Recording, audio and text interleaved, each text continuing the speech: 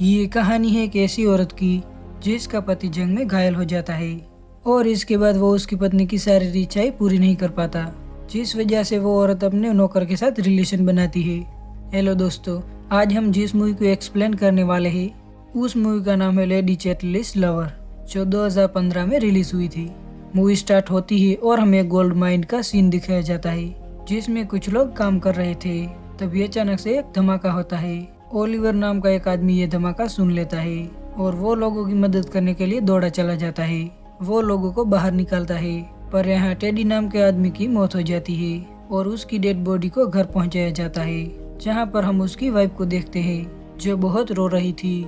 अगला सीन हमें एक पार्टी का दिखाया जाता है जिसमें हम कोनी नाम की एक लड़की को देखते हैं जिसके पास एक आदमी आता है। उस आदमी का नाम क्लिफर्ड था। वो बहुत ही अमीर था, साथ ही वो एक सोल्जर भी था। और यहाँ बातों बातों में वो दोनों एक दूसरे को पसंद करने लगते हैं और डांस करने लगते हैं। लेकिन डंकन को ये बिल्कुल पसंद नहीं आता क्योंकि वो कोनी से प्यार करता था।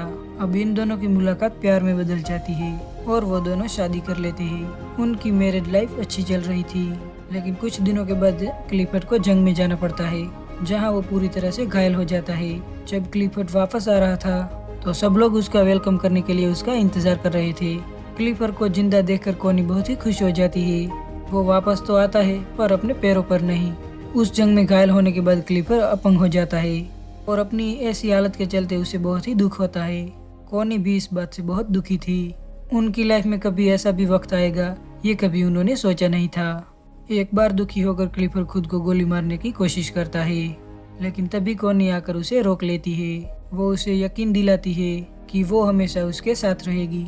दूसरी तरफ हम ओलिवर को देखते हैं जो अपनी वाइफ को लेटर लिख रहा था। वो भी इसी जंग में शामिल था। ओलिवर जब जंग से वापस आता है तो वो अपने घर जाता है, जहाँ वो अपनी वाइफ को किसी और के साथ देखता है। ये देखकर उसे बहुत ही बुरा लगता है और दुखी होकर वहाँ से चला जाता है। कुछ दिनों के बाद ओलिवर क्लिफर्ड के पास जाता है क्योंकि उसे काम की तलाश थी। यहाँ क्लिफर्ड को पता चलता है कि ओलिवर भी जंग में शामिल था और उसकी ही टीम में काम करता था।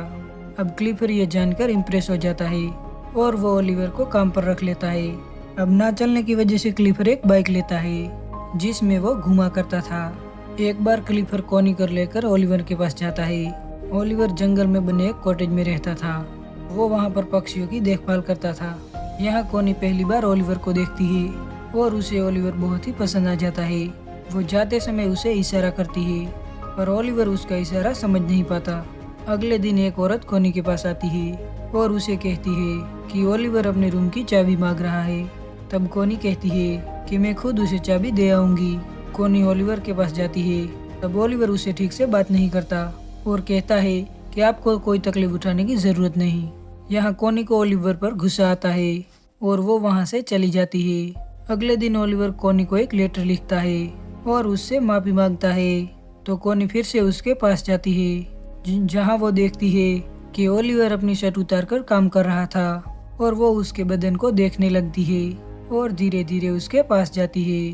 कोनी को देखकर ओलिवर अपनी शर्ट पहन लेता है और वो उसकी बहुत ही इज्जत करता था और कोनी को भी ये जगह बहुत ही पसंद थी।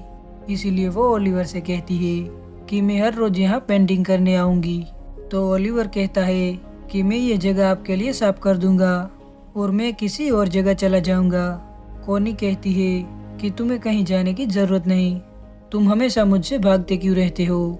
यहाँ पर कोनी ओलिवर पर गुस्सा हो जाती है और वो वहाँ से जाने लगती है, लेकिन तभी वहाँ पर बारिश हो जाती है। इसीलिए वो ओलिवर के साथ कॉटेज में चली जाती है, जहाँ पर वो दोनों आग जलाते हैं और अपने शरीर को गर्म करने लगते हैं।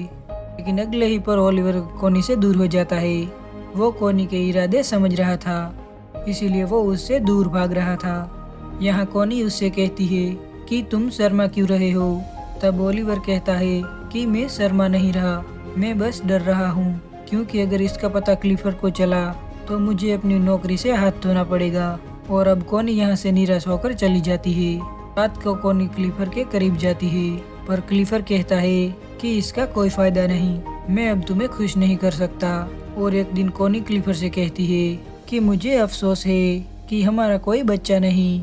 तब क्लिफर्ड कहता है कि मैंने उम्मीद नहीं छोड़ी और वो अपनी बॉडी में करेंट लगवाता है ताकि वो ठीक हो सके।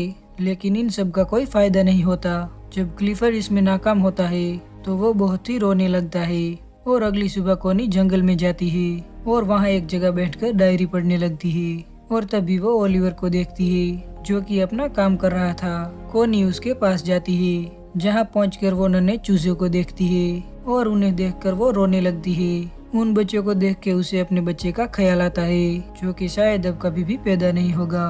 कोनी को रोता देखकर ओलिवर उसके पास जाता है और उसे गले लगा लेता है। ओलिवर ने कोनी से दूर रहने की बहुत ही कोशिश की, पर आखिरकार वो उसके प्यार को कबूल कर ही लेता है और वो उसे कॉटेज में ले जाता है और यहाँ वो दोनों गपागप करते हैं। कोनी पूरा दिन उसके साथ रहती है और अब शाम ढलने आई थी, इसीलिए ओलिवर उसे घर तक छोड़ने जाता है। इस मुलाकात के बाद मानो के दोनों को जीने की वजह मिल गई। रात ओलिवर कोनी की याद में बहुत ही ड्रिंक करता है, तो वहीं दूसरी तरफ कोनी की नींद उड़ जाती है और वो भी उसकी याद में सो नहीं पा रही थी। तो वो खिड़की से ओलिवर की घर की रोशनी देखती है और वो खुद को रोक नहीं पाती और वो उससे मिलने दौड़ी चली जाती है, जिसे मिस बोल्टल देख लेती है। ओलिवर भी कोनी का इंतजार कर रहा था। वो कोनी से कहता है कि मुझे लगा तुम नहीं आओगी, और तब कोनी उसे कहती है कि मैं तुम्हें कभी अकेला नहीं छोड़ूंगी। और यहाँ पे फिर से दोनों गपागप करते हैं। एक रात क्लिफर्ड के घर पार्टी होती है जिसमें डंकन भी आया था। क्लिफर्ड देखता है कि डंकन और कोनी एक साथ डांस कर रहे थे। अगली सुबह कोनी अपने नौकर से ब्रेकफास्ट तैयार करने को कहती है क्योंकि डंकन को ट्रेन पकड़नी थी। तब क्लिफर्ड कहता है कि तुम्हारे लिए तुम्हारे पति से ज्यादा एक बच्चा पैदा करना जरूरी है, और कोनी भी हमेशा से एक बच्चा चाहती थी। क्लिफर्ड को लगता है कि इसीलिए वो डंकन के करीब जाती है, लेकिन कोनी यहाँ पर गुस्सा हो जाती है। पर क्लिफर्ड कहता है कि मुझे कोई फर्क नहीं पड़ता, और वो कहता है कि मुझे कोई एतराज नहीं, बस वो बच्चा मेरा होना चाहिए। इस बात से गुस्सा होकर कोनी ओलिवर के पास जाती है और वहाँ जाकर वो उसके साथ गपागप करती है। एक दिन उसे पता चलता है कि वो प्रेग्नेंट है। तभी वो ये खबर क्लिफर्ड को देती है। क्लिफर्ड बहुत ही खुश हो जाता है और वो उस आदमी का नाम पूछता है, पर कोनी उस आदमी का नाम नहीं बताती। एक दिन क्लिफर्ड जंगल में ओलिवर के पास जाता है और वो कोनी को भी साथ चलने को कहता है। जब वो दोनों जा रहे थे तब ओलिवर पीछे से आता है और वो दोनों किस करते हैं, और तभी क्लिफर्ड उसे आवाज लगाता है। दरअसल उसका बाइक कीचड़ में फंस गया था और ओलिवर आता है और उसकी बाइक को धक्का देने लगता है। लेकिन कोनी जानती थी कि ओलिवर के लंग्स खराब है, इसीलिए वो क्लिफर्ड से कहती है कि मैं धक्का लगाती हूँ। तब क्लिफर्ड उसे कहता है कि तुम्हारे हालात नाजुक है। ये सुनकर ओलिवर को लगता है और उसे लगता है कि कोनी ने सिर्फ बच्चे के लिए रिलेशन बनाया था। इस बात से गुस्सा होकर ओलिवर जोर जोर से बाइक को धक्का देने लगता है और कोनी क्लिफर्ड से कहती है कि उसे रोको कि वो खुद को चोट पहुंचाएगा, लेकिन वो उसकी बात नहीं सुनता। वो फिर से उसे कहती है कि वो मर जाएगा। ओलिवर क्लिफर्ड की बाइक बाहर निकालता है और खांसता हुआ अपने कॉटेज में चला जाता है।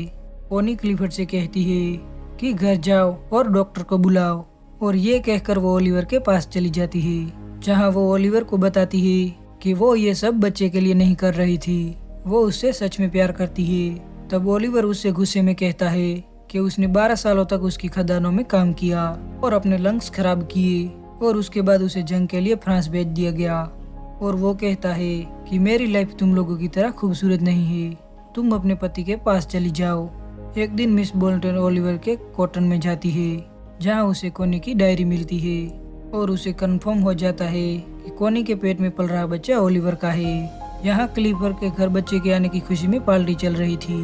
भी मिस बोल्टन क्लिफर्ड को बताती है कि कोनी के पेट में जो बच्चा है वो ओलिवर का है। जानबूझकर ये बात क्लिफर्ड को बताती है क्योंकि वो उसे बदला लेना चाहती थी, क्योंकि उसकी ही माइंड में काम करते हुए उसके पति की मौत हुई थी। जब कोनी क्लिफर्ड से मिलती है तब क्लिफर्ड कोनी से बहुत ही नाराज हो जाता है। तो कोनी मिस बोल्टन से मिलती है और उसे पूछती है कि तुम्हें ये सब किसने कहा।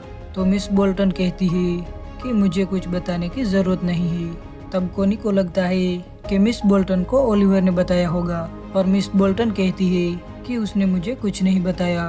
और तब कोनी रोने लगती है और वो उसे कहती है कि मैं उसे प्यार करती हूँ और सच्चे दिल से करती हूँ। तब मिस बोल्टन कोनी से माफी मांग कि तुम जल्दी ओलिवर के पास जाओ, वरना आपका पति उसे मार देगा। तो कोनी भागकर ओलिवर के कॉटेज में जाती है, जहाँ वो देखती है कि वहाँ कोई नहीं होता।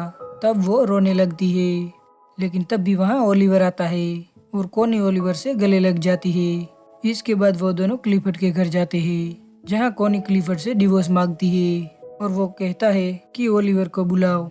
ओलिवर जब आता है तब उन दोनों में बहस होती है, लेकिन एंड में कॉली और ओलिवर क्लिफर्ड को छोड़कर चले जाते हैं। लेकिन जाते टाइम क्लिफर्ड डिवोर्स के लिए मान जाता है। कॉनी ने भले ही क्लिफर्ड से बेवफाई की थी, पर क्लिफर्ड ने उससे सच्चा प्यार किया था। अब कॉनी और ओलिवर कहीं दूर चले जाते हैं और यहाँ पर यह मूवी एंड हो जाती है।